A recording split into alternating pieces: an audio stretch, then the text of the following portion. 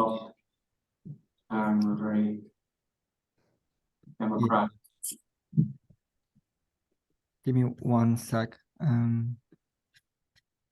have like 20 windows open. I thought I was the only one. I couldn't get this right. I think I have to go to presenting mode. Aaron, do you want to? I'm going to put you a little bit on the spot. Maybe just ask you to introduce yourself and how it is you came to do this project, because I think that's interesting as well. Yeah, sure. I think I have one slide on my background, so I can do that on that slide. I'm just gonna share my screen again. Can you see the slides? All right. Yes. Without my notes and everything. Yes. Yes. Perfect. Cool. I'm just going to get ready here. Yeah. So thank you everyone for coming today, and so I suppose for this presentation, I'll be speaking about the racial justice report that we published. So I co-led this project with Miriam Gavin, who I think is in the room with you all today, alongside the Immigrant Council of Ireland and obviously the Trinity Faculty of Health Sciences EDI group. And this project is obviously funded by the Trinity Equality Fund. So in terms of my background, I qualify as a pharmacist at Trinity. And then I went on to study a master's in comparative social change in the Department of Sociology at Trinity. So I've spent about 7-8 years now at Trinity. And I, over the past year, also served as co-chair of Faculty of Health Sciences EDI group. And I also undertook a migrant leadership academy program with the Immigrant Council, and that's how I kind of got involved, I suppose, in the racial justice and migrant activism kind of space. And currently I have relocated to London to initiate my doctoral studies. So I'm currently based at UCL, but I'm still very much in touch and involved in the EDI work with my colleagues back at Trinity. So in terms of how I got involved in this project, I think I've one slide later on about the various articles that were published, which articulated the experiences of racism. I actually wrote one of them myself, and it was probably the first article, as far as I know, the first article that kept the unique experiences of healthcare students in Ireland, and I'll talk more about that later on. So project team members, we have people from the Faculty of Health Sciences staff and students, and obviously my colleagues in the Immigrant Council as well, working on this project. And acknowledgements, obviously, students who participated in the convening.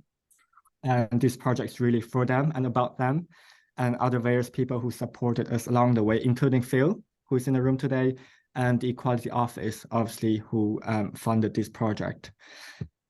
And the report is now available on Tara Open Access. So if you want to have a look, it's up there. And I think Lina mentioned the report has been circulated to heads of schools in the faculty anyway. And just to highlight that, this report was published on the 12th of October. And within probably a month and a half, this is the third time I'm presenting it. So there's great interest really in the work that we're doing. So I've presented the report to the Pharmacists Legal Society of Ireland, who was very much taken aback by the findings and are willing to do something about it. But if anything comes out of it, I don't know. We'll have to see, I guess. And also I'm in touch and connected with the UCL community here in the EDI space who wanted me to present the report as well. And that's coming up in December. So I think I might just skip this slide, but this is basically a background of the I suppose the baseline of racism in Ireland. 1 in 8 people in Ireland are from a migrant background. I think that's quite important to bear in mind, that our society is very, very diverse. And when we talk about reporting of racism as well, if you see the last 2 bullet points, only 1 in 8 people who experienced racism reported it to the Gardaí, and 40% of international students have witnessed or experienced racism, with only 5% reporting it.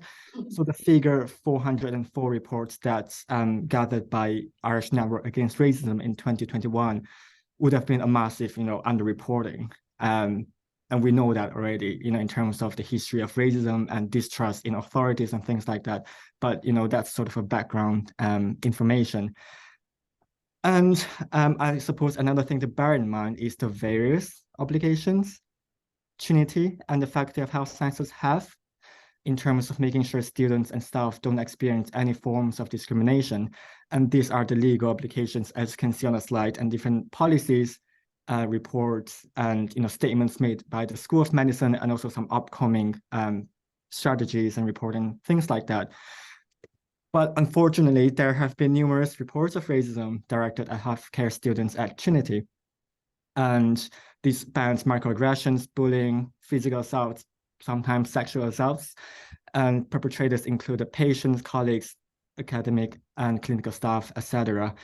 And here are the 4 articles, 5 actually, that I mentioned. And I wrote one of them, which was the prescriptions and prejudices, and that captured the experiences of pharmacy students. And I should also mention that all 5 articles here are about Trinity students, across medical, nursing, pharmacy students. So that I think that's important to bear in mind as we talk about racism in Trinity and the wider higher education sector. And in terms of the project goal, then really this project is to develop racial justice in healthcare education by centering the lived experiences of minoritized ethnic healthcare students. And obviously this is not a commission project. What we're trying to do here is to create a platform for students to talk about their experiences, and hopefully this report that we generate from those conversations then can be used to inform strategy, policy, education, and research directions. But obviously, this is up to people in power to decide whether or not to take this forward. And I'm not going to go into details here, but basically we did a convening where we had a few keynote presenters who were our racial justice experts in the field, talking to the students. And then we had a focus group setting where, students can discuss racism in a safe environment. And now we're currently basically, disseminating the findings and the report to various authorities. And that's ongoing. And in terms of the convening, then we had 11 students, all undergraduate, most of whom were women, which is a very interesting observation in itself. Why weren't men coming forward? Or, maybe women experience more of this sort of discrimination. We had quite a diverse pool of participants from medicine, nursing, pharmacy, a mix of Irish and non-EEA nationalities as well. And in terms of ethnicity, almost half of the participants were Black, and the other half, almost half, were Asian background. And I suppose in terms of the findings of the report, then the overarching theme is that, students think that they have the experiences that they have because they are not white. And that being not a white person has sort of shaped their experiences in the healthcare education sphere, and that the experiences of racism is very much complex, multifaceted, and harmful, and in terms of their well-being and self-esteem and welfare and so on. And so I structured the report, we structured the report across, along the lines of institutional racism, interpersonal racism, and also internalized racism. So in terms of the institutional structural picture, there is a consensus that the support and reporting systems available to them are very, very underdeveloped, and it's very complex to navigate. It's very bureaucratic, very fragmented and unclear, especially when something happens on the clinic, in the clinical side. Who do you go to then? Is the site responsible for that, or is the college responsible of that? And if a student is paid to conduct their placements, that introduces a lot more complexities into this, into the picture, because they are then protected by employment law and things like that. And also some of the students were actively discouraged from raising concerns, which is saddening and concerning to hear. And there's also a consensus that there is a lack of accountability and transparency as to how reports are handled. What kind of pathways do they go through, and who are handling them, and what outcomes actually come out of it. And there's no follow-up from a school in the faculty on what happened to students who experienced racism, and even asking, are you okay? And then the story just sort of spread among friends in the class without proper properly addressing it. And that sort of lack of accountability has fostered a culture of distrust almost in authorities, where incidents are not effectively addressed, nothing was done, and as a result, perpetrators often don't face consequences. And there's also a lack of diversity and representation at both the staff and students level. And students have articulated that, at the top levels in a university, there really isn't that much representation within the faculty. And I know, in a school of pharmacy, there aren't really anyone teaching the clinical side of things. Even though there are, staff members, ethnic minority staff teaching the science and pharmaceutical chemistry side of things. But it's very interesting to see that there isn't really that much diversity within the clinical space. And in terms of students, they are quite disengaged from student leadership opportunities, because they thought, I wouldn't get voted in, because obviously the student body is very wide, and they just had this idea that even if they put themselves forward, they won't be supported. And mind the gap, and we have talked about this a lot already over the past few days, in terms of inequitable entry into healthcare courses, and also in terms of clinical exams that are often unblinded, and how students can be treated unfairly in those situations where it's not anonymous. And also in terms of social capital, let's be honest, the health sciences space is quite small, and a lot of our students would have had parents in healthcare systems who can help them to navigate through different pathways and know where the good opportunities are and things like that. And these are the things, the social capital, that our international students. Sorry? Further research in the future. It's a bit like money is in the ground, first to take it 20 years ago. Keep going. I've muted them there now. Yeah. Sorry, Aaron. Everything all right? Yeah. So in terms of curricular deficiency, again, this is something has been brought up time and time again, in terms of how the curriculum is very often centered on male and white bodies, especially, which is especially obvious in dermatology lessons, for instance. But some students have mentioned that individual lecturers themselves have made it their business to kind of, improve the curriculum and making it more inclusive and diverse. Interpersonal racism, they often manifested in the form of microaggressions, where students, were told things like, midway through a presentation, there will be a comment on your accent, what's your real name, and where do you come from, and things like that. And this is quite unique to the healthcare setting, I think, in terms of racism coming from the patients. The students have mentioned that the atmosphere in hospitals are, generally more toxic, and that, they have experience of being bypassed, ignored, or spoken over, or refused to be seen by patients, and that there is a preference for white and or Irish healthcare colleagues. And when they experience, racism, then it sort of comes down to their own judgment as to how they deal with it, because they have to balance, their duty of care for the patient with their personal safety. And a lot of the racism that came from the patients were actually from, patients from vulnerable groups.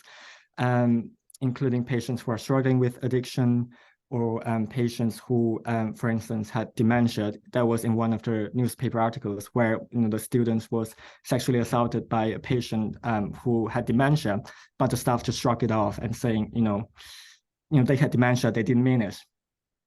When the patient comes first, then, you suppress racism, and how do you actually address that effectively in clinical settings? And academic and clinical staff, you might be happy to hear that students generally feel that, academic and clinical staff are supportive, but there are a few instances of bullying, race-motivated bullying, resulting in a student taking a year out. And again, concerns around implicit racial biases in clinical exams.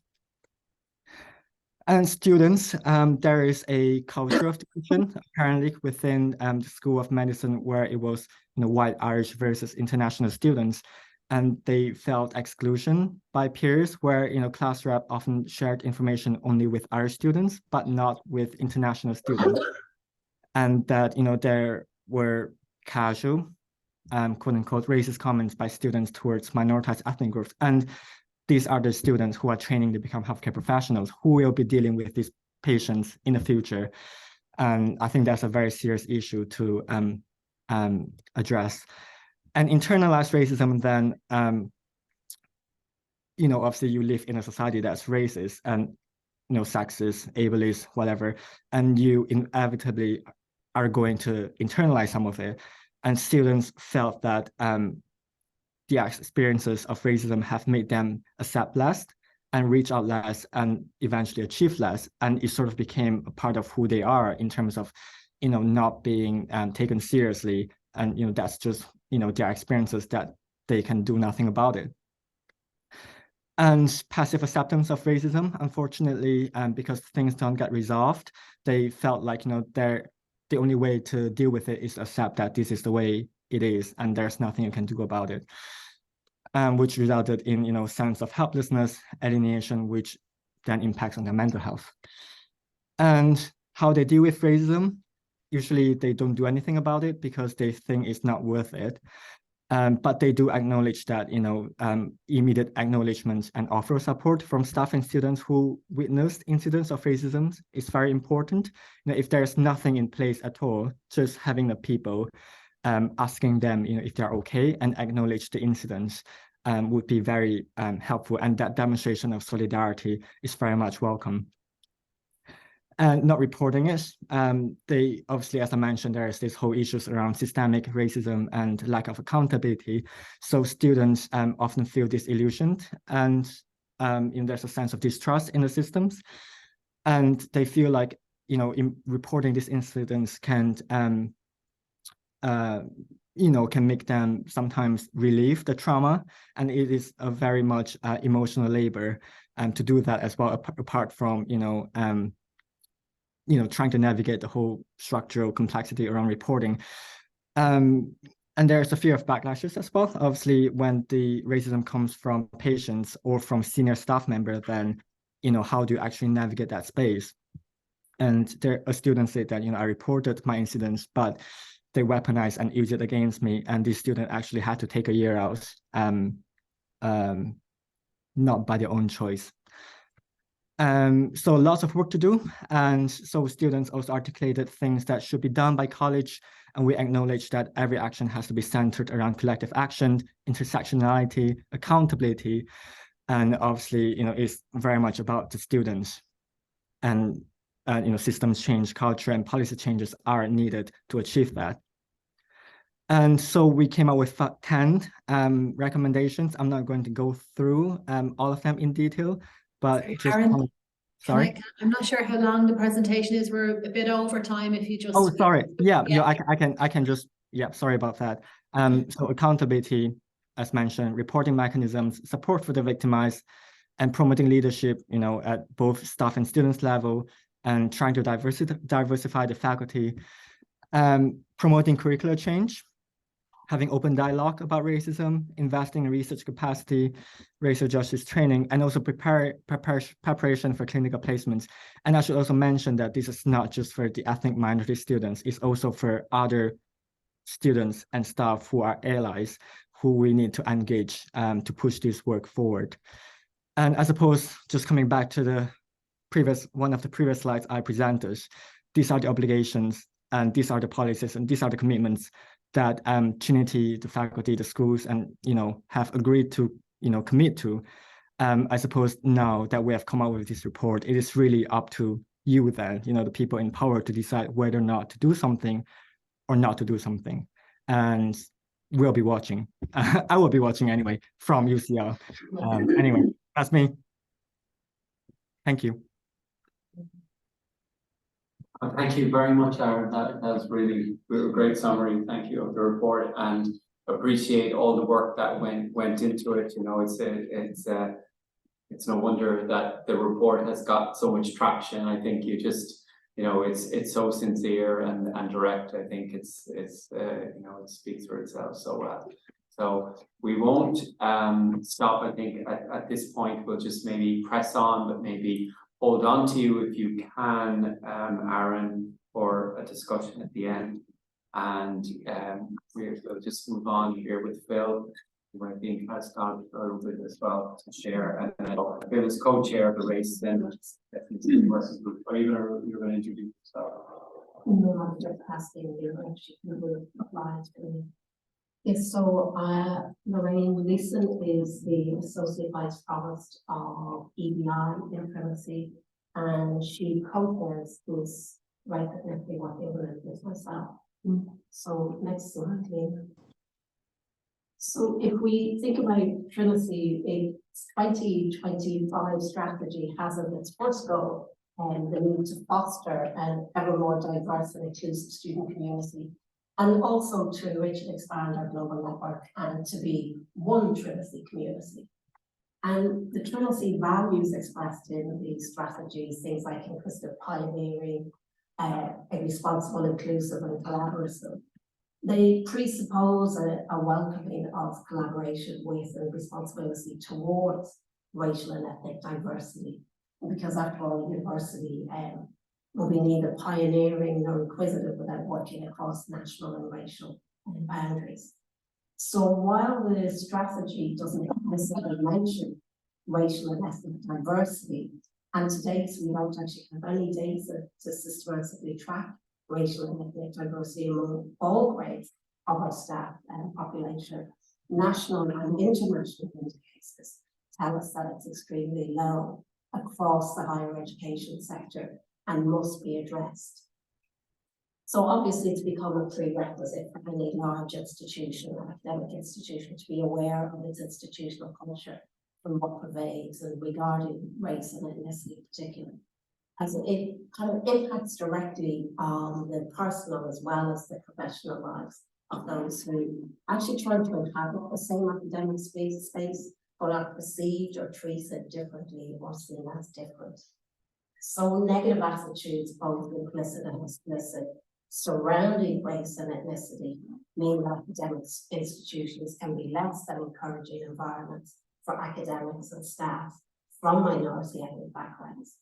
And the ability of academics to succeed and reach their potential may be frustrated where HEIs fail to provide a supportive environment for career development. And Trinity is not immune to these challenges.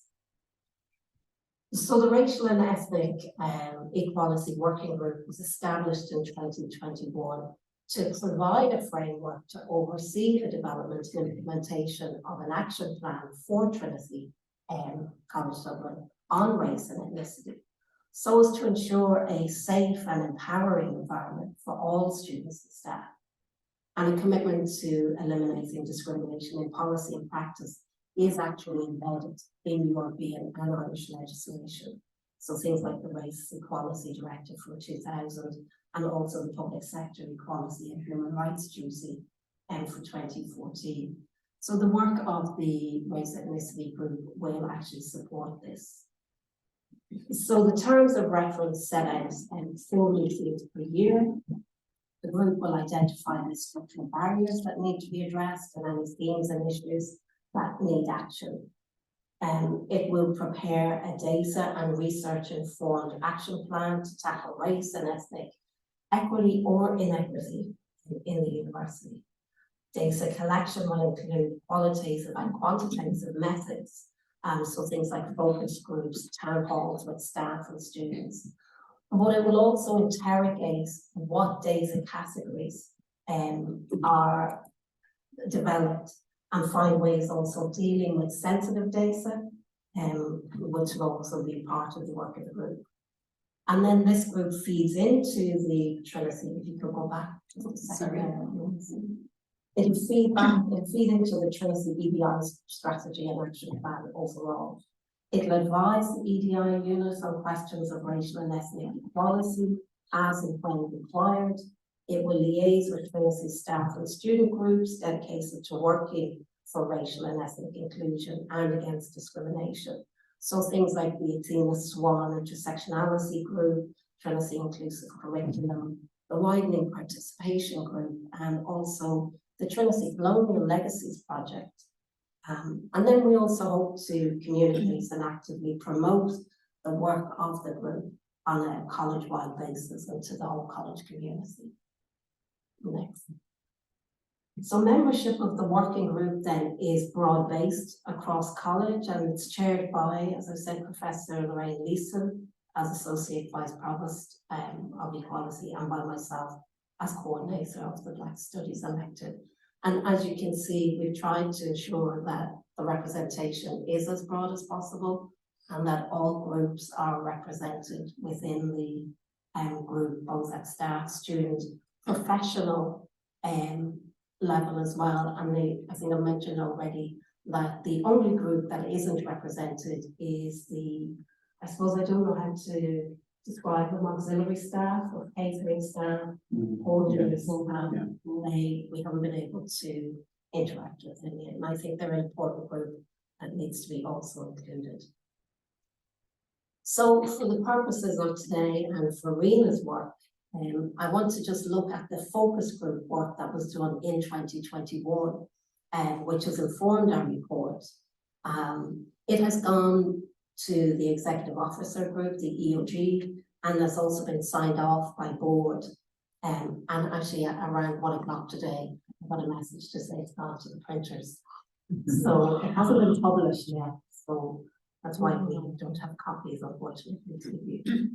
So following the terms of reference that were developed for the group, we decided that the process of engagement was necessary to elicit the experiences of those who self-identify as part of a race or minority ethnic / racialized group, including racialized religious groups, and to determine the understanding of race and ethnicity as potentially kind of deleterious factors on the part of the wider college community. And this, it was hoped, will provide significant data then to the race ethnicity working group, as well as a kind of a jumping off point for constructing an effective action plan. So in total, 9 focus groups met in summer 2021, and each comprised a range of representatives from across the staff and student community. Interestingly, it was the height of summer, the end of July, and we had over 80 people sign up. So it did suggest that people wanted to engage on this issue. The focus groups were qualitative in nature, and the participants who took part were not identified by name or by their college role. And again, interestingly, people got in touch with me privately who suggested that their roles within college didn't allow them to take part in an open forum on a matter like this, but they did have concerns and issues, which was interesting at the time. So, as I've said, the report is not published, and given time restraints, I'll just bring you through some of signpost some of the main relevant findings, which reflect much of what we've been discussing here today.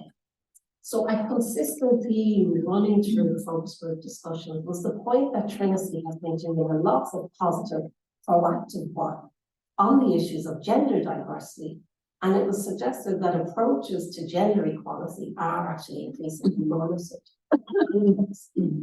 However, participants in various groups suggested that college needs to mainstream and model race and ethnic issues in a similar way to work in progress regarding gender mainstreaming. And there was a bit of a tension there about the amount of energy that has gone into gender mainstreaming. Next, Lena. It was suggested that Trinity should ensure that administration changes that occur over time should not impact on the strategic message of broad diversity and inclusion strategies, and that college needs to ensure that issues like race and ethnicity do not end up on the back burner, depending on the priorities that different administrations have. And I think this came out of the fact that we were in the process of changing administrations during the time that these took place. So I think it was just a concern that it might fall down the list of priorities. Furthermore, the point was made that those who are best positioned to inform the debates on race, ethnicity, and equality have to be heard, and their voices have to form part of any strategies that college will develop on these issues. Next, please. So it was widely recognised by the groups that developing innovative approaches to understanding race and ethnicity in Trinity will require structural change, and college needs to look at the typography and the landscape of the university in this regard.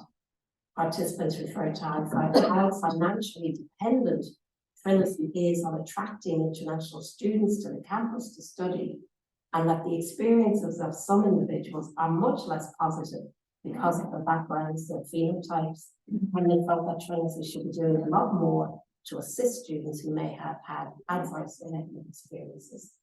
And a range of students described how they felt the mission of support from college, both prior to arriving in Ireland and also while living and studying here, was actually crucial to their well-being. And participants advocated for an approach that recognised that experiences of race and ethnicity, as well as other dimensions of diversity in Ireland in general, and in college in particular, are different to other global models, and that we ought to be seeking to understand and negotiate those unique patterns and develop strategies that are designed to meet the Irish context rather than merely adopting models from abroad. So that was a really important point. Next one, So the importance was emphasised of having visible representation in both staff and student groups. And equally, participants claim that staff need support to be able to understand and negotiate the challenges that present in teaching and lecturing to diverse ethnic and cultural groups. And participants want college to do more to assist individual lecturers and students to understand and deconstruct some of the barriers faced in the educational environment. Next one, Lisa. So crucially, contributing to the lesson that people can be apprehensive and fearful about raising issues connected to race and ethnicity. Participants suggested that feedback eventually would arise around uncertainty as to how these topics might be received and reacted to. It was suggested that as Trinity seeks to attract more international students and to build international partnerships, it's crucial that it seem to be as responsive as possible to issues that could arise around these issues related to race and ethnicity, and also to be proactive instead of being reactive in its actions on race and ethnicity. Participants also suggested that sometimes conversations around race and ethnicity can be difficult, but that these difficult conversations provide opportunities for rich solutions, suggestions, and ideas to develop. For innovative ideas to emerge, it was suggested that it's crucial that Trinity be open to the possibility of challenge and questioning on its approaches to race, ethnicity, and broader equality issues. And an issue raised again during conversations was how complaints are dealt with and the level of confidence felt by students in making complaints.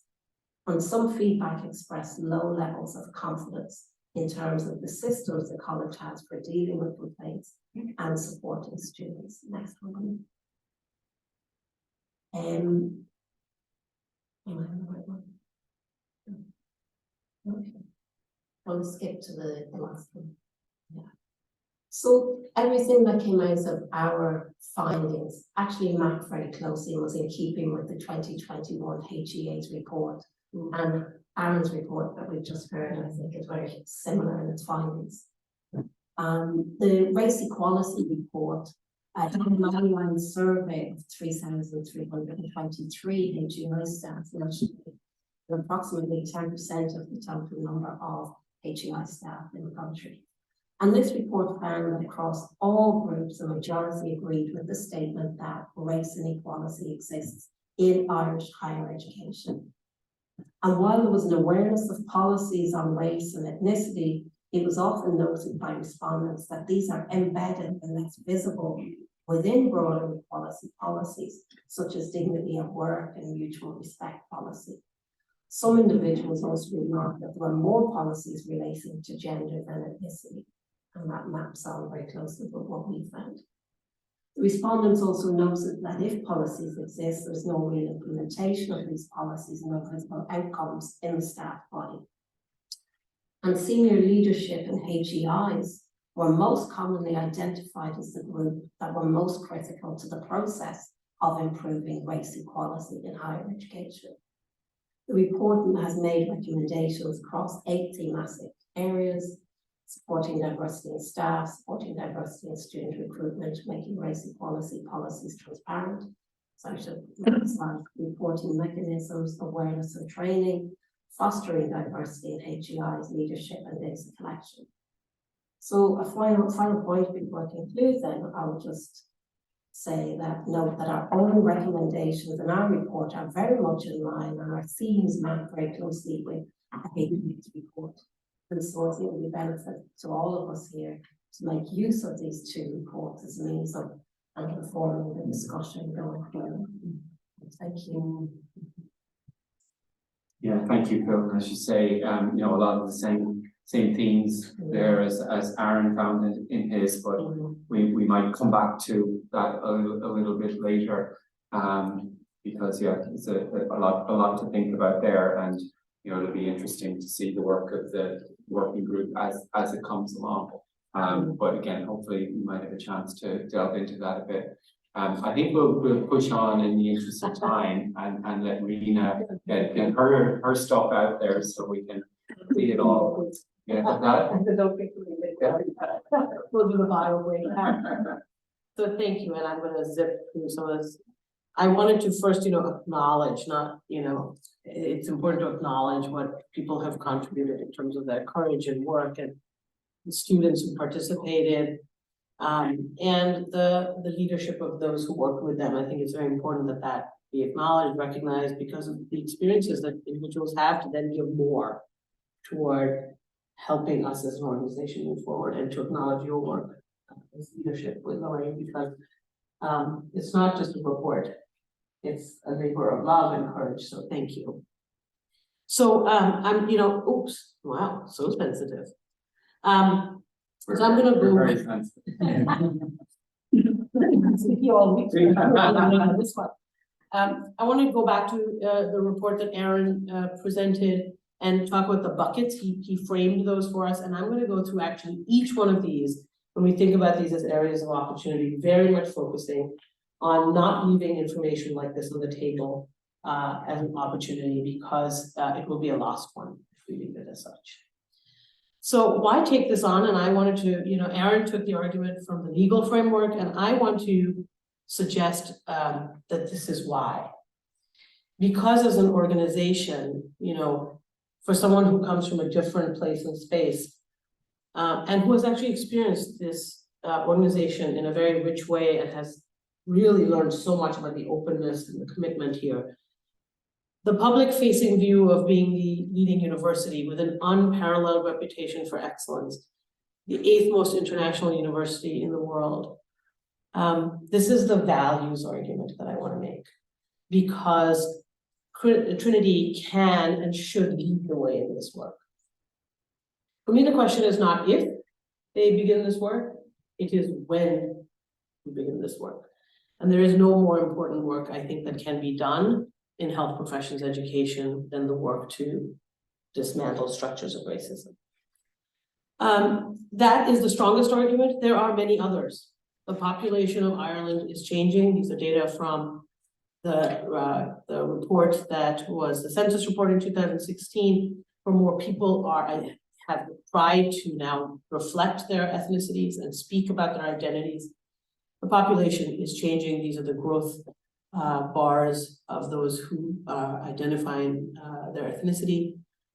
Medical students in Ireland are changing. Irish students making up only half now of those studying medicine across all 6 schools in the country. The greatest growth from non-European Union students. And these are the voices of our learners, right? Aaron put them in some of his slides. Imagine if these just stood here for us to just look at. Would we want this to be their experience? No, none of us would. None of us would. So there is no shortage of reasons for why we need to do this work. And I hope I can convince, I know that I'm preaching to the choir here, but this is, you know, we do not want these to be the stories. So I'm going to zip through a little bit because again, I feel like we're preaching to the choir here. The concept of structural racism. It is not about, you know, our internalized forms of perception that have been developed and sustained and supported by what we hear and the lived experiences around us and the way policies work. But the idea that at the structural, institutional levels, we have to dismantle systems systematically in order for us to have enduring change. So I want to steer us away from the concept of equality and this idea of everybody should get the same thing. I'm providing every group with the same thing. And we have to move to an equity framework because of the biases in the structures and institutions that have led to where we are today. We need much more fairness related to the unbalanced conditions. We need to proactively identify and eliminate barriers. And we need to be very conscious of tailored resource distribution and allocation to guide the work we do in dismantling racism in health professions education. But why equity as a framework? Because there is limitless data that having diverse, inclusive environments leads to better approaches, better solution generation, better climate, and better engagement. And in health professions, where we know the issues are consistently complex and not simple, we need diverse, inclusive environments to solve the problems. It also, in terms of an equity framework, allows the Faculty of Health Sciences here at Trinity College to systematically deconstruct these practices, reflect on the fact that the population is completely changing and those are the people we serve. And then the organizational mission, which actually states that Trinity College to embrace an ethos of social responsibility and accountability, dedicated to meeting the healthcare needs of the national and global community. Very aligned. That's the equity framework. So how does racism operate in medical education? The report from Aaron and his group really exemplified the levels of how racism operates in medical education. From the learning environment in which people have to live, to the formal and informal or hidden curriculum, to the support and opportunity structures that are put in place. There, it is rampant. It is everywhere in medical education. So let's go back to that slide that Aaron talked about. I'm going to go through each one of these. You'll see me sort of parse through the curriculum assessment bucket, faculty, staff, policy procedures, and fostering a culture of inclusion. And here are some broad recommendations. They are not meant to be comprehensive. We could spend hours on each one of those buckets, but I just wanted to leave with some thoughts and ideas and stimulate discussion. So from the report in that bucket of curricular and assessment, it was this idea of content and pedagogy as it relates to the curriculum. And then to really think about how does one address assessment biases and inequitable attainment gaps. And the college is on this process of a process of curricular change.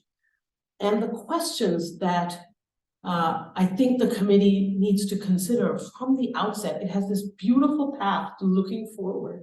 And now's the time to do it, as opposed to saying we build it and then we tinker. This is the moment. What are the guiding principles related to racism and bias that the curriculum of the next century or the next 2 decades is going to address? Is it going to be an evolution? Are we going to tinker? Or are we going to revolutionize education as it relates to racism and bias? Are we going to have an anti-racist pedagogical approach, which is a methodology of making system oppression visible, naming it, recognizing our role in privilege, what does privilege mean for us, naming it, and helping our learners who are going to be these amazing physicians or health professionals of the future take on structural inequities and with as much vigor as they're going to take on the next breakthrough in scientific research. Right? Is the process of curricular reform going to be representative and inclusive and transparent? Who is at the table? Is it just faculty? Is it the most promoted faculty, the senior leadership? Who else is represented there? Whose voices are not there? Is the design of the curriculum related to racism and bias integrated or standalone? Philosophically, do we want it to be 3 modules every year? Do we want it to be built into everything we do whenever the opportunity presents in the new curriculum? This is not a retrofit, this is a new curriculum. What's the breadth and depth that we're going to take this information to? Are we going to have things that are required as part of what we teach all our students? Or are we going to have electives? What are the competencies? Those are the guiding principles. What are the competencies related to diversity and equity inclusion that are going to be expected of all our graduates? One option to look at is the very newly published DEI competencies from the Association of American Medical Colleges. Again, not an American system to plug on here, but they have some competencies that are very well sort of described. We don't have to reinvent the wheel. And then are we going to say that one of the competencies is naming and challenging the health effects of structural racism, the concept of a structural competency as a driver, as much as it is a driver to be competent in eliciting a patient history or completing a physical exam. In terms of content then, so that was sort of broad, and then drilling down, the recommendations are things like, what is the definition of race and racism? What is intersectionality referred to? What is bias? What is privilege? What are the structural determinants of health? What's the history in this context of bias and racism in healthcare? Not America, not somewhere else, in this nation. How can we think about how it manifests in terms of access, patient experiences, their healthcare outcomes, their trust with the system? What's the impact of structural determinants of health on the health outcomes of the people we serve, the communities, and the population? Naming racism as a structural determinant of health. And that is not only a sort of content area, but it is an actionable area with equity-focused skills. What does a learner in health professions need to know is their responsibility related to the structural determinants of health? Do I expect them to go out there and change the world? No. But what is their responsibility when they're meeting a patient and they have not thought through what are the enablers, facilitators, and barriers to then achieving full health? How does critical consciousness play a role in this? I've said a lot. Lena will send all these slides up, and I've put a lot of citations because I think there's so much out there that we can learn from. We don't have to know it all. We're all learning. But the concept of how we think through the social, cultural, historical context and interrogate social problems through a lens of awareness, right? How do you take a social determinant, structural determinant of history as part of the patient history? Tell me about your housing. Tell me about how you get food. I want to know more about how your children experience their learning life. I mean, we talk endlessly about other stuff, but that's the biggest barrier to patient outcomes. How are we going to begin this concept of enhanced representation, not just in images, which is important because visibility matters, but every clinical case? We're constantly teaching through clinical cases. How are those cases representative of the population that our students are talking about seeing in the clinical environment? What about our simulations? What about our standardized patients? How do we bring in the representation so people develop connection, as opposed to, oh my God, the person looks really different than me and I don't know what to do now? How do they become part of the fabric of teaching? How is race addressed in curricular and assessment materials? There is tremendous literature out there that we can turn to, and we can look at our curriculum as we design it. Semantics. Are we conflating race and biology in our materials? Are we talking about prevalence without context? In the US, this constant concept about Black people have more asthma than white people, when actually housing and exposure to allergens and pathogens is responsible for the vast majority of asthma in Black patients because of housing inequality. Race-based diagnostic barriers, the concept of associating disease with race, right? So Black people in sickle cell is one that we do all the time in the US. Every case they've ever been learning about sickle cell is a Black person. Whereas it's actually a genetic development in people who have come from malaria prevalent regions. It was actually a protective gene. Pathologizing race, right? Oh, you know, this is higher in Black people than white people, hypertension. That's used all the time in the US. No, there's a ton of data on allostatic load. There's a ton of data on what happens when you don't have adequate food, right? So we pathologize it. And race-based clinical guidelines, which has revolutionized my learning as a clinician, things I took for granted for decades of practice. This is one example to highlight for you, that in the US, for example, marginalized communities have very high rates of chronic kidney disease. And it historically was like, oh, they're just hypertensive, they have poorly controlled diabetes, they don't take their meds, et cetera, et cetera, et cetera. And what they found is that when we measure kidney function, we can't go to the kidney and get the blood out and say this is how you're filtering, but we use these common estimate equations. And these are the two most common. And they have a race multiplicative coefficient that is applied for Black patients, including in this country, by the way. There's a Black coefficient assigned to the estimate of GFR. And that racial modifier was based actually on phenotype. When they go back, it was predicated on this model that Black people had more muscle mass, right? Again, all that stuff from the either slavery colonial perspective of races being different. And what it did is you just say, well, okay, let's just take it out. You know, how bad could it be? Whatever, you know? No, here's the disparity gap. If you take out that race factor, which is species in the EGFR equation, look at this. 1 million more Black adults newly diagnosed with kidney disease. 68,000 will be able to meet nephrology and have a discussion about how they protect their kidneys further. And an additional 37,000 can get access to be put on the transplant list.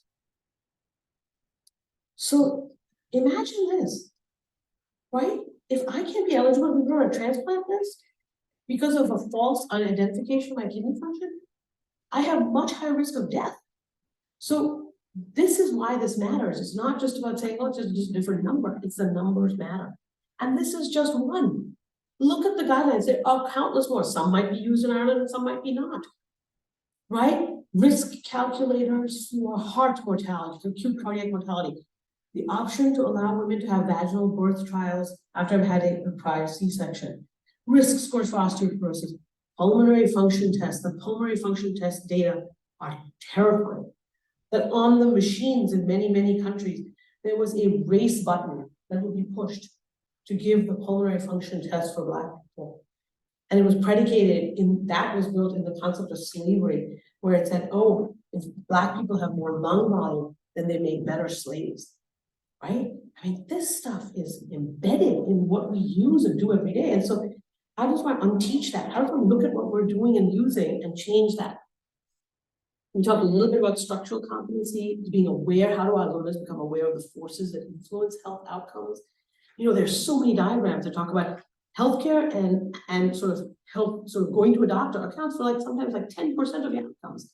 The rest is all this other stuff: housing, education, good food, early dental care. I mean, all that has much bigger impact on outcomes. So we're not teaching the structural determinants. We don't talk about how clinical interactions can be enhanced. We don't talk about how do we re-articulate cultural presentations into structural, as opposed to like, well, Black people don't do this, or traveler people don't do this. No, what are the structural barriers? And then how do we reimagine and help our learners really build and consider new ways of doing things, right? That's the next generation, that's the future. And they will change things if we leverage their learning and tools around it. There are ways to apply that structural competency to the epidemiologic patterns of disease. How do you integrate research when they're doing journal club and we're teaching them to critically think at the literature? How do we bring in research that talks about the structural determinants of health? In journal club, when articles include their table 1 analysis by race, just put in a couple of facilitator questions. What might race be used as a proxy for here? Do you think it's a biological marker or a structural contributor to disease? Little things when we're doing what we're doing, we can really change how people learn and how people think about this. There's the hidden curriculum, right? Defined as a set of influences that function at the level of the organizational structure. They're the implicit rules about how to survive, how to thrive, what are the customs and rituals, right? How do I take tests? Hey, these are the best study materials, these are kind of useless, don't pay attention to that class. This is how you can do better on the test. Don't focus on this, focus on this. It's not so hidden for students, right? But we don't know what it is. We don't know all the parts of it. And it's network-based. I have a really strong social network. We have a group that's, oh, we got these upper class people telling us what to do. But minoritized individuals don't have that. They're not part of those networks. They're alienated. So they're not even hearing about the ways to be successful in the formal curriculum because they're not part of the informal. Pedagogy, that second bucket there. You know, build in, as teachers, build in self-reflection exercises. Ask our students, so what might be the privileges we all share when we're discussing this case? How do we benefit from societal structures when we look at this question? Because the conscious acknowledgement by teachers will help model for students what we want from them. To include literature and texts and film, to contextualize and center learning, the inclusion of the arts in medical education is extraordinarily powerful. Visits to museums, looking at images, like beautiful art that might show how people are treated, right? The Marion Sims, who was this very famous gynecologist in the US, who conducted all his research on Black women without any anesthesia. There are pieces of art, and we just put the art up, and it shows Marion Sims and this Black woman lying unclothed on the table. And we just ask what people observe. And some people know the story, some people don't. And then you can go back in the story. So what are the images and films that can bring to life the experiences of others? And then how do you make structural determinants tangible? What are structural determinants? Where do they come from? Who benefits? Who suffers? What can be done? It's about questions. It's not about having the right answer. It's about stimulating questions. And as in pedagogy, that can be the most wonderful because it doesn't mean you have to know everything.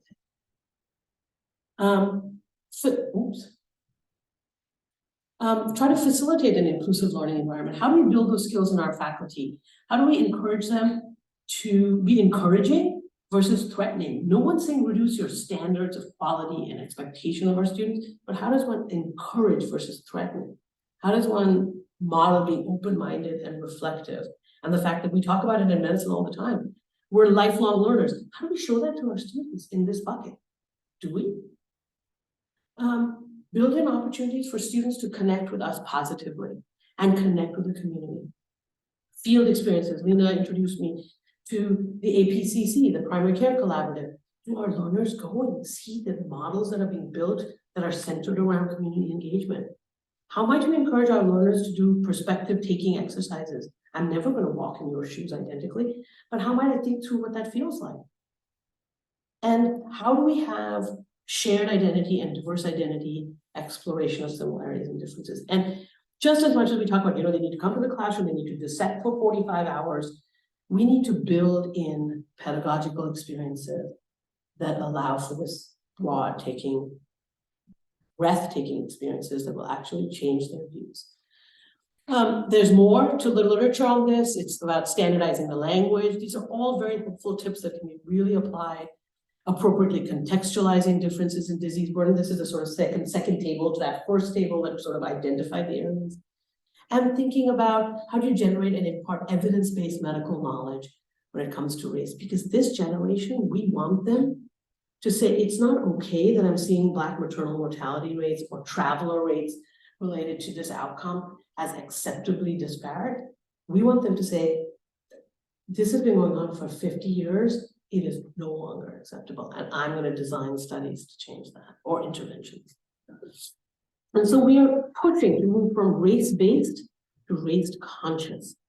This idea that race at the bottom is defined as a social construct, a power construct, that the effects of structural racism get analyzed, that we think about the consequences of racism on the health, teach about it, and that we provide in clinical practice ways to overcome structural barriers to health. And Ireland has a strong model of interdisciplinary team participation in patient care, much more than the US, where it's all the doctor at the head, for the concept of social work and physical therapy, occupational therapy. You know, that model is exactly what you need when you're thinking about just the determinants of health. In terms of assessment bucket, we're still in the first category, Aaron. There's a lot to do. Assessment helps us as educators know where learners are. It helps provide learners with the directions for their future learning. It provides an evidence to the learner about how they're doing through scores and or narrative material. So assessment is filled with bias. There are study after study about gender bias in assessment. This was a study looking at the impact of gender on assessment of postgraduate trainees in a variety of fields.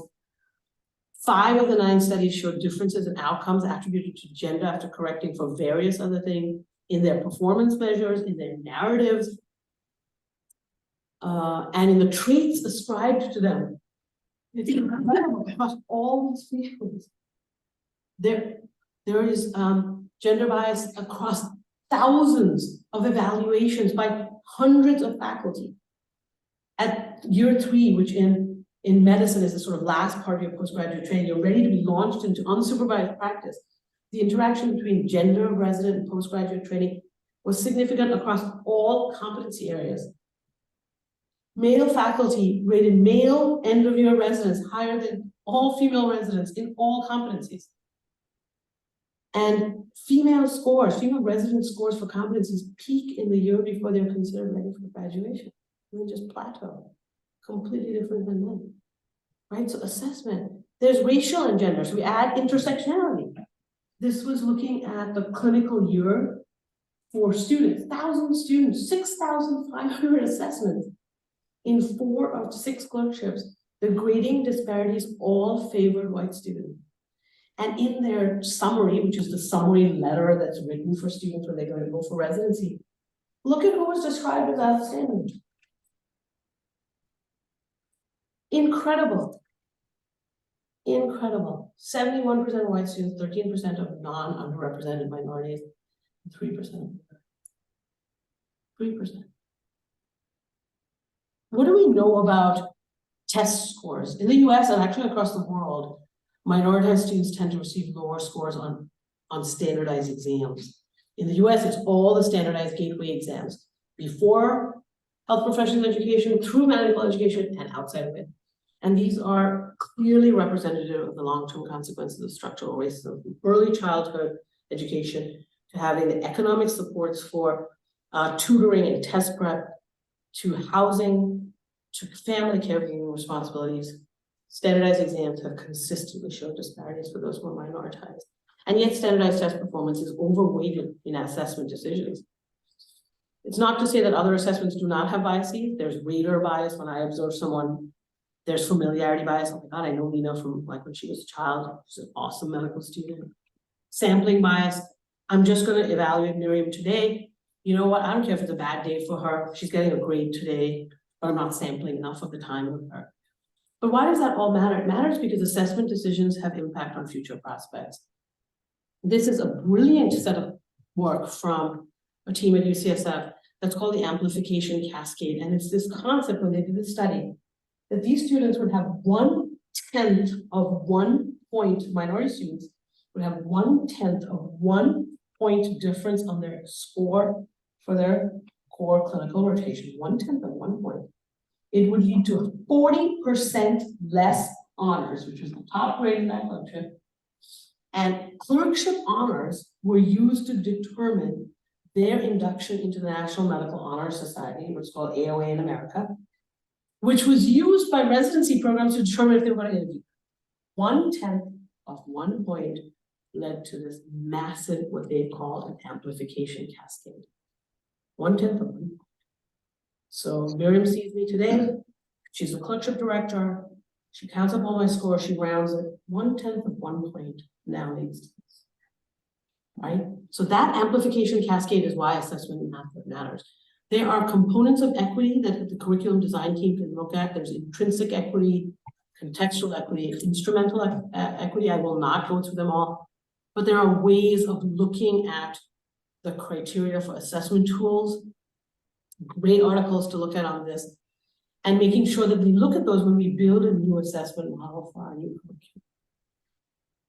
It's also important to have clear criteria for competency-based assessment. Excuse me, things that are observable and things that are not. How are supervising faculty trained? Do they get bias training? Do they reflect on their own bias? Do they understand what's called the amplification cascade? How do we prioritize assessment for learning? Multiple formative experiences with tight loops of feedback so that the learner can build their skills. Having our faculty co-create learning goals with our students. So this is how you do this formative assessment. Let's think about the next one. What might you want to work on before we meet again? Right? Build it together so that they're motivated. And as faculty, it is important for us to know who our learners are, who they are, their learning goals, being open about ourselves, explaining our expectations, scaffolding assessments, multiple observations with less individual weight and lower stakes. And then the concept of name, reframe, and check-in, which is a really cool model. We understand that cognitive bias permeates learner assessment. None of us can be trained out of it. But there are simple ways as an assessor that we acknowledge bias, we explain what our perspective of observation is, and we invite our learner to check in and collaborate with us, right? And these are the low stakes formative ways allows our learner to not be petrified of meeting an assessor, but to understand they are helping me to get to my next goal. And as faculty, focusing on observable behaviors using competency-based language. Remember to look at your documentation for language because it promotes stereotypes. And then helping students achieve their learning goals. So this is that big bucket. There's a lot you can do as programs. I will give you all these slides. I want to make sure I am conscious of time. Wow, look at this. It just goes on and on and on. Inequitable attainment gaps that Aaron spoke about, realizing that there's this impact of structural bias, that equity is the driver, thinking about how you collaborate with partners that are here that are doing great work. And then how do you weight the contribution of tests? And how do you think about that equity-focused way of student support and resources, given people are coming in with very different experiences? How do we provide an equity framework for students to benefit from what Trinity has to offer? Faculty and staff, the other bucket, increasing representation and racial justice training were the two areas that Aaron and Miriam's group spent a lot of time on. How are we doing? 15? Oh my God, including discussion. Okay, faculty and staff. What's our responsibility as teachers, researchers, and administration? Role modeling good practice, thinking about the content pedagogical approaches I spoke to, and our participation in professional development and prioritizing this as much as we prioritize our clinical professional development. For those who are involved in research, think about how you bring together students, staff, and faculty. How do you attribute resources to stimulate scholarship in this area? How do you co-produce research with minoritized learners? And then there are incredible collaborators here that I've learned about. How do we build collaborations across the schools here with the Racial and Ethnic Equality Working Group, the Immigrant Council? I mean, there's just incredible opportunity for us to center the research work. And as administrators, we're all administrating this big program here. Gather data on representation. Think about our human resource policies and practices. How are people promoted? How do we build coaching, mentoring programs for minoritized individuals? And then how do we think about short, medium, and long-term goals, thinking about who teaches our students, who's presented to our students, and an accountability structure around it. There are lots of things to learn about, and there are lots of skill-based sessions that can be part of this kind of professional development as we all learn. It's a new area of learning for many people. Policies and practices is an important bucket, concepts of how people report, support for the victimized, as Dr. Mullen was talking about, racial justice training. Briefly, this concept of mistreatment and bias, there needs to be anonymous and confidential options that are easily available. And there needs to be a policy on when students encounter the racist and biased patient with a clear protocol for learners, accountability structure, and a training structure. The Association of American Colleges provides what they define mistreatment for our learners. It's assessed across all trainees. There are 17 behaviors that constitute mistreatment toward learners. And they are presented by school. You get your school data annually, and you can compare yourself nationally to other schools. But we do a lot of internal data after every course, clinical rotation. Everything is presented to leadership. We use it to guide training. We have a student mistreatment representatives, and we have a third-party values line that is completely anonymous, not staffed by the hospital or school, for students to be able to report. There's decanal leadership level committees that look at this. We have town halls and class meetings. If we don't make this a huge priority, it's going to continue to happen. We, a lot of options for students, including mental health support that is 24/7. And this is a great piece of work that I think at some point would be worth looking at. The biased patient, there's some great protocols online about how to actually build a policy for dealing with a biased patient and having a policy that's different for trainees. So maybe the hospital is not ready to have a big one, but for trainees who are there, there's a way to do it. Lots more, my goodness, I'm just endless. Training, international learners, really this idea that you have a very strong population that needs to be attended to. Procedures around quality improvement, student feedback, and oh my God, I feel like we have so much to learn from your report, Aaron. Fostering open dialogue, preparing, that was a big one, preparing students for clinical placement and acknowledging the work of minoritized individuals. You know, students experience a lot of microaggressions, and the effect on people is not micro, it's cumulative and horrible. And so making sure that you offer small group experiences, how does one have dialogue? How does it then you create a formal framework for student engagement? I know Lena has been thinking a lot about this idea about how do we bring people from minoritized backgrounds to be able to participate, but also having strong allies. And I've given you a few recommendations on allyship training because I think we could all do it. I know talked about this, the fact that we cannot leave this to marginalized people. We have to be all in. And what does allyship training look like?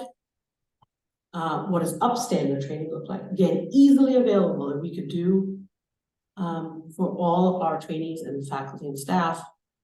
And then this idea about when you send people into clinical placements where things are very difficult, the school needs to own that it's zero tolerance toward our learners, that we have these reporting non-retaliation programs, and we have a plan for how the racist or biased patient will not be taken care of by a learner. Teaching students to stand up and including opportunities for learners to meet clinical site leaders because they don't even know the hospital president, they don't know the hospital leader, they don't know what to do when they're at a clinical site. And this final idea of really should not be minimized is how does one build a community for those who are giving so much? It needs to be our problem, all of ours. We have come up with different ways institutionally of offering credit-bearing experiences, graduation awards, financial contribution for those minoritized learners, and actually using it to amplify when we're thinking about their next steps in training, how to amplify what they've been given so graciously to us so that they are recognized in the next stage of their careers. So where do we start in all this? It sounds insane, but I think that the reports have given an opportunity to look at the goals and for a community of people and leadership to come together and just prioritize the first one. Which one is going to be our first one that we're going to work on? How do we break it up into small units of work and have an action plan with a timeline for one thing?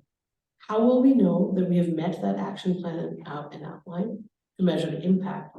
And we are going to pick something that's a small win because that will motivate us for the next step. And realize that coalitions of people who are interested and committed and allies will be the reason for success here. So this is insanely fast, I'm so sorry. All the slides will be available and we are happy to, of course. So then promote from New York. Thank you very much. Thank you so much. I didn't give you too much work. Thanks to all three speakers. And yes, sorry for putting you under a little bit of pressure there, Rena, but I think you were well up to it, and not your first rodeo in the market. But yeah, obviously a lot to think about. Yeah, we'll take a couple of questions. I don't know if you can do a gallery view maybe instead there. Yeah, and we'd be happy to take a couple of questions. Who are there? Hand up there. Humor did, it's gone again. Yeah, I'm going to ask a quick question in case before because I don't see any hands up there, and I'm going to actually come back to Phil because interesting as it is the work of the working group with yourself and Lorraine. I mean, I'm just wondering. I don't want to talk for Aaron there, but I do feel that sometimes the clinical stuff, you said everybody's represented except maybe some auxiliary workers. I challenge that a little bit and say maybe the clinical areas are not. It's a really tough one because we don't have control over all of the staff and the people that are students. I mean, we're just talking about students now that they interact with.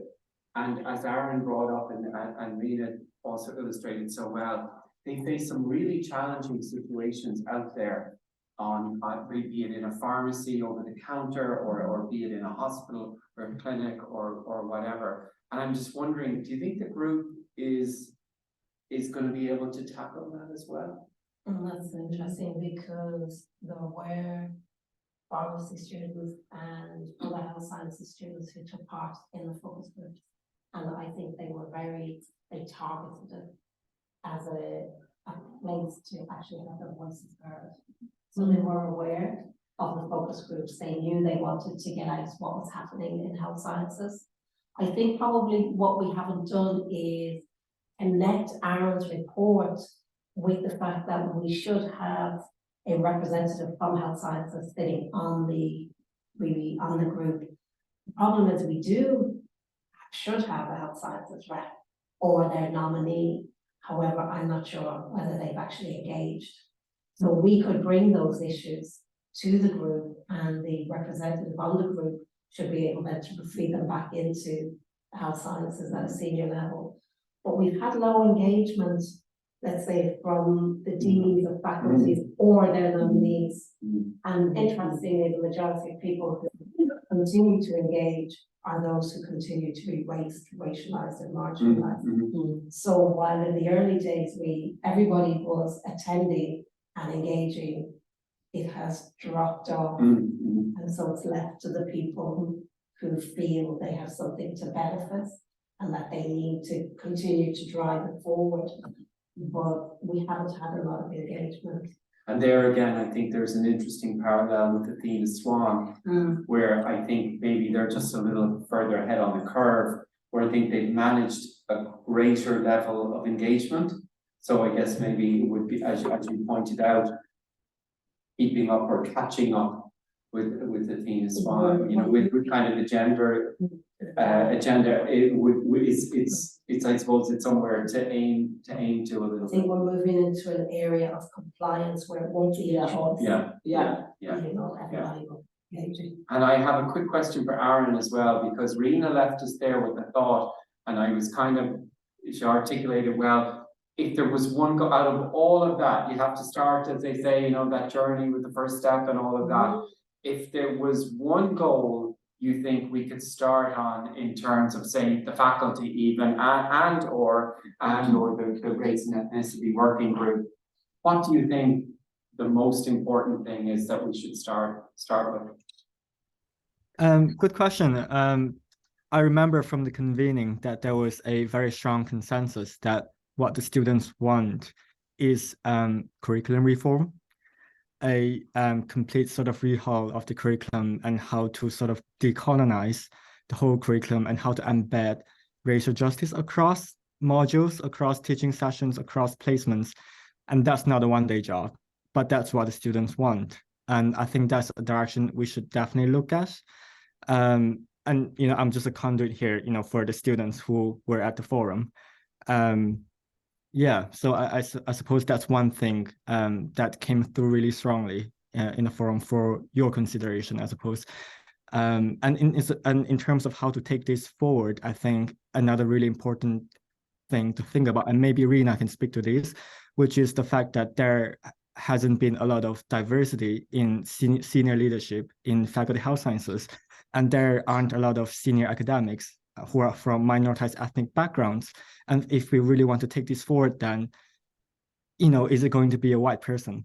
And if that's the case, you know, how are we going to ensure that this project, very much a grassroots racial justice project developed by students in collaboration with staff, this sort of emotional and intellectual labor, and how we can make sure that's not being capitalized, and you know, how to make sure we're not actually structurally replicating the very thing that we're trying to tackle.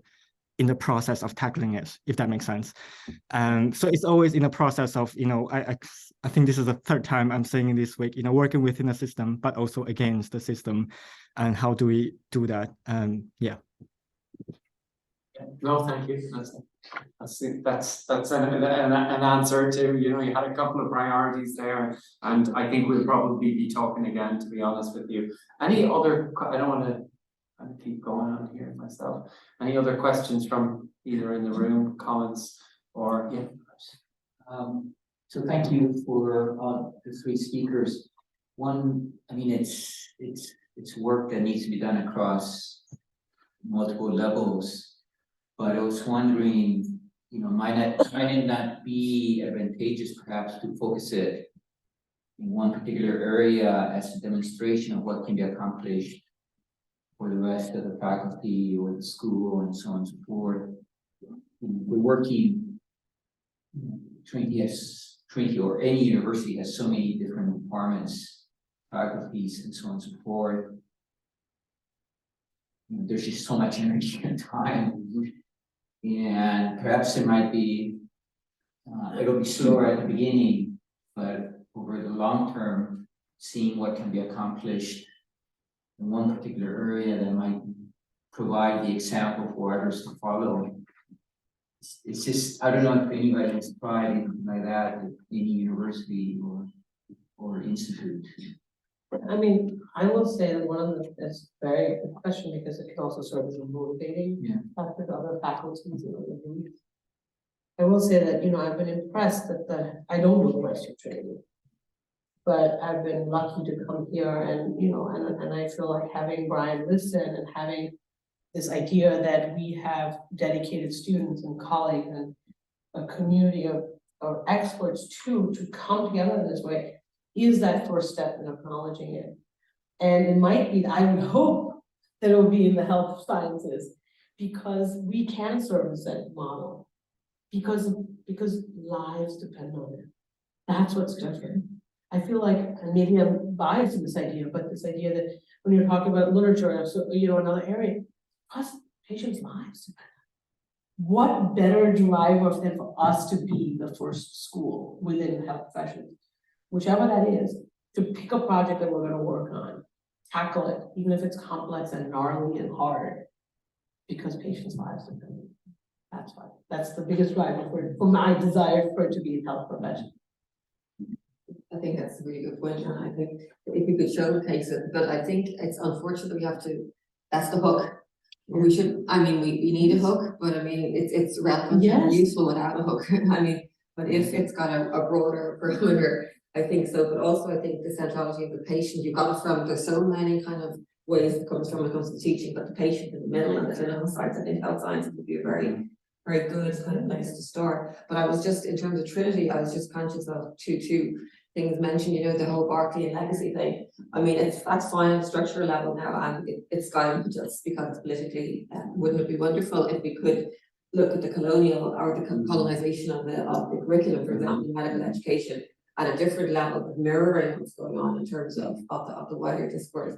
I think that would be an interesting kind of link. And the other point I was just wondering here is, like, the intersectionality piece is really, really important for me. And I got the unofficial title of intersectional researcher in medicine, which is a very lonely place, because in terms of I relish it, but it's just to get by. So intersectionality at the moment is a variable in a data set. That these are men, these are female, these are black, and I know that has to happen. But just to bring the thoughts and the fact that this is so similar to gender, and I just think the Athena Swan has gotten official legs because there is a bronze award or a silver award at the end of it, not necessarily because it's the right thing to do. It might be the right thing to do, but again, it's become institutionalized as something that needs to be. So if that's one route to get things evidenced, maybe that's a good route to follow, but it doesn't mean it's all sorted either, in my opinion. But I just think in terms of taking Aaron's point that came from the group, and it was a pleasure to work with Aaron and everybody on this, and I as an ally, if I am, I guess, in this context, is the curriculum reform, and potentially, and I think obviously with Rena here and her long-standing medical education, and obviously, Phil and all the other people, I mean, health sciences seems to be a place maybe we could make a little pilot. Yeah, absolutely. You know, I think my interpretation of the Athena Swan is I think it maybe, I'll be honest with you, I think it started out Yes, as a box you had to tick, but actually I think it reached a tipping point, yes. certainly that I have seen, where people eventually at some point just said, no, this is actually a really good idea, this is what we should be doing, and it doesn't need convincing people anymore. But I think it has to get to the obstacle stage. Yeah, but We have to get maybe is that push, and Yeah. maybe in the case of the health sciences, maybe it's patient care, or maybe, you know, it's decolonizing the curriculum. Which kind of, it sort of takes it out of the challenging people too much, and that's my other question, is it challenging enough for people? You know, is it too easy to talk about, you know, it's about the patient, it's about the historical legacy, is that? That's what I was talking about, the hook. It's a hook, admittedly, but is it also maybe not challenging people enough? I don't know. I defer to the people, you know, I don't know. I certainly don't. Can I just say, in terms of your saying going beyond the box ticking exercise, would you mind sending an email to the School of Nursing and Midwifery? Because I do feel, from my experiences that it is still that it's an elective, and my contract's a year-on-year basis, you know, and everything that's been said here is like it really resonates. With so much material, there's loads to add, you know, or to so many questions here. But the first thing is kind of, well, to know your learner, for example, you know, so I started off by saying, obviously I'm white, so I have a white privilege, and also male, so there's male privilege there, and just explain where I'm coming from. So why is a white male delivering this module on theories of race and ethnicity? So immediately coming to this kind of an approach whereby I'm a student too, so we're here to learn off each other, and that resonates, and all of a sudden the atmosphere kind of relaxes, because I think it's pretty much a 70 to 80% say minority student group. This year about 55 students, you know. I had a question from one student who asked me about reporting on placements, a colleague, you know, so someone that she was kind of under, and there's a racial slur was made. How do I report that, you know? And I had an inadequate response. First of all, is that these institutions, all institutions, whether it's HSE or Trinity College or Gardaí Corner, whatever, protect themselves first and foremost, you know. And that's all my advice on that point was to think about it, try and find an ally, someone that you trust, and maybe share with them and to get support, and then get direction that way.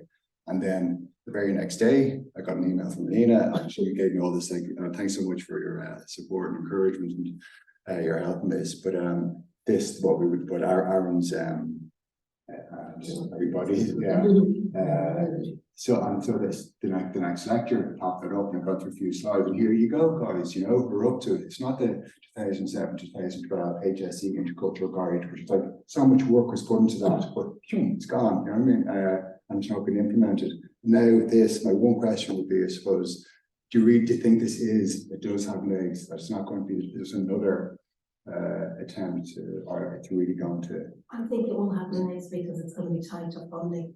Right. So if you don't have it compliant, you don't get your funding, just like it being a small, and I think maybe that's part of the impetus for it being a small as well. Once you tie, like, genuinely believe in sanctions and tying everything to funding, because I don't believe in goodwill, because I think, as Aaron said, it comes down to the individual person who is interested in bringing about change. So then you don't get the structural change, you don't get the systemic change.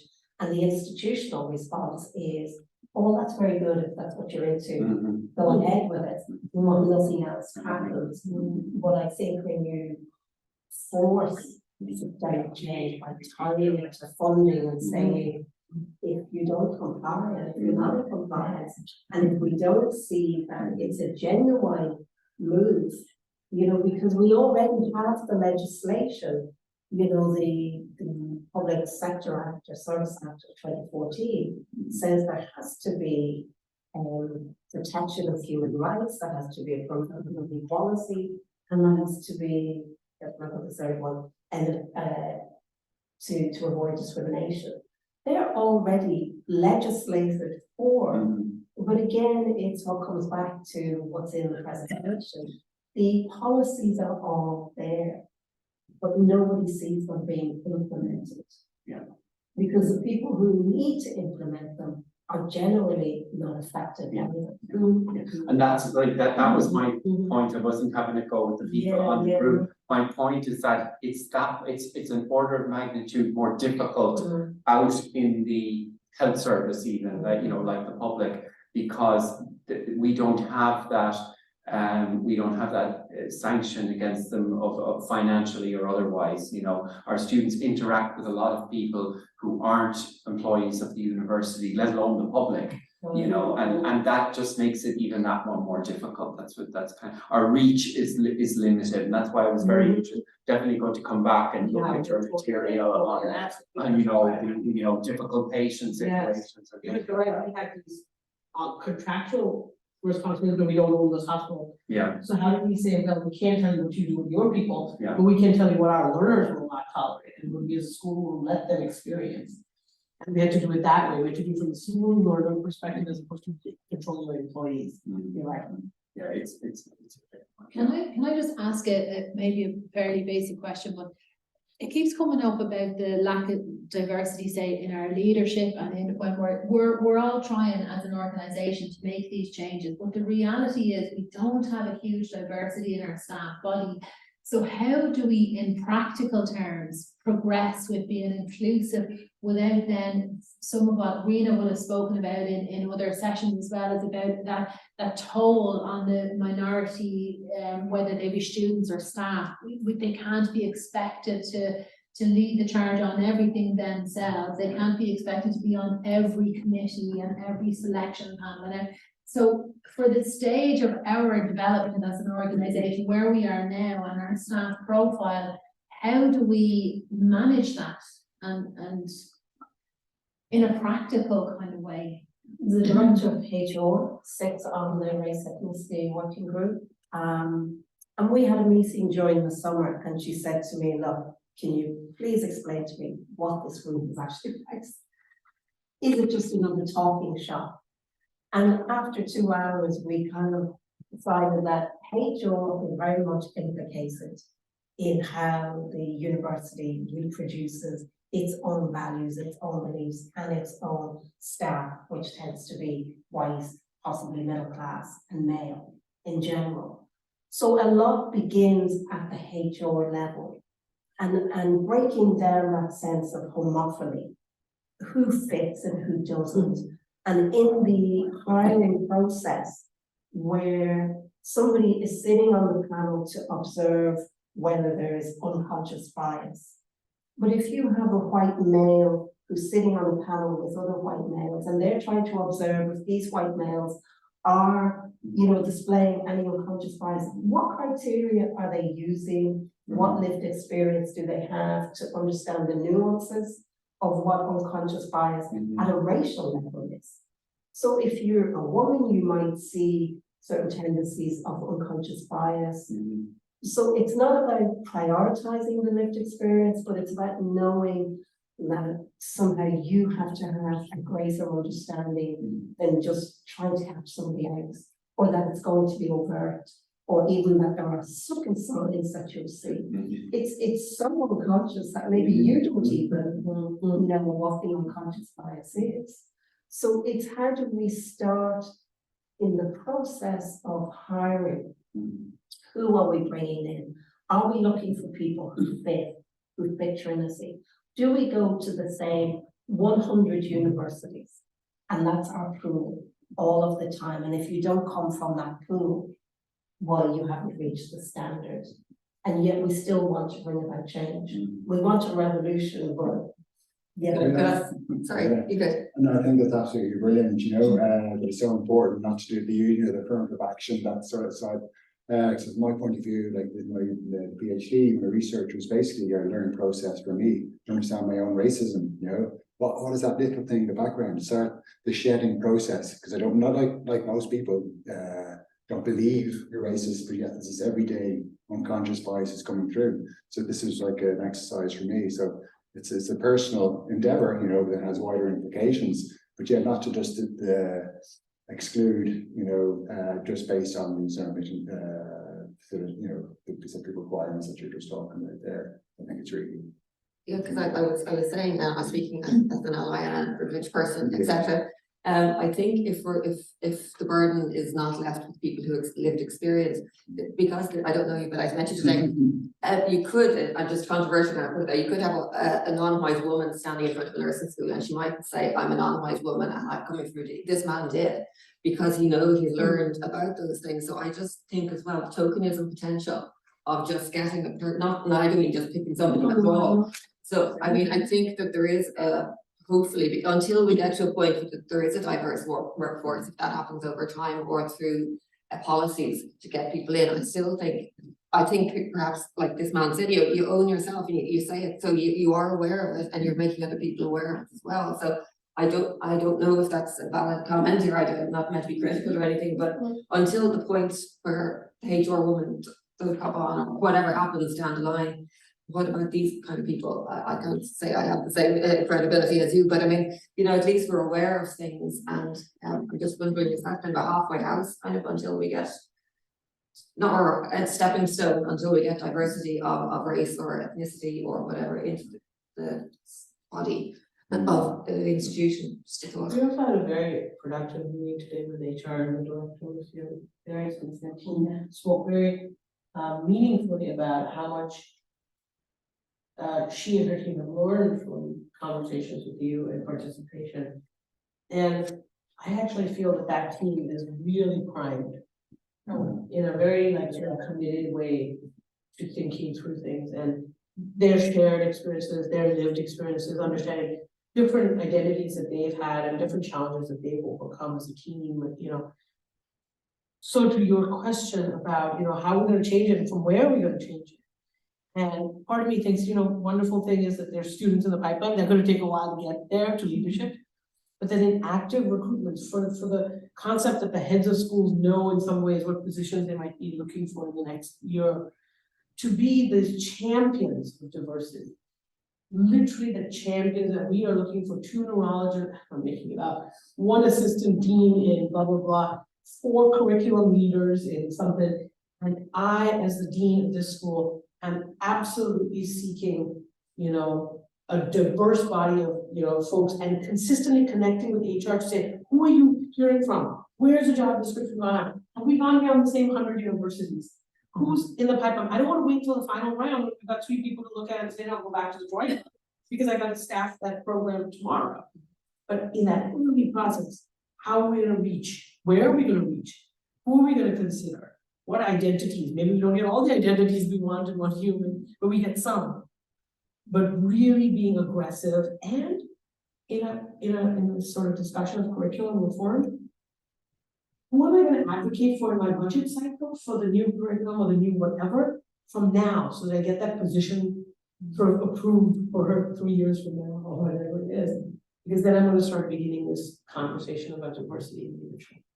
And I'm really sorry to, I think, have to end it at this point. And thank you to everybody who's come today, both physically and also on the Zoom as well. We've been delighted to have you. Thank you especially for Aaron, to Phil, and as well as yourself. And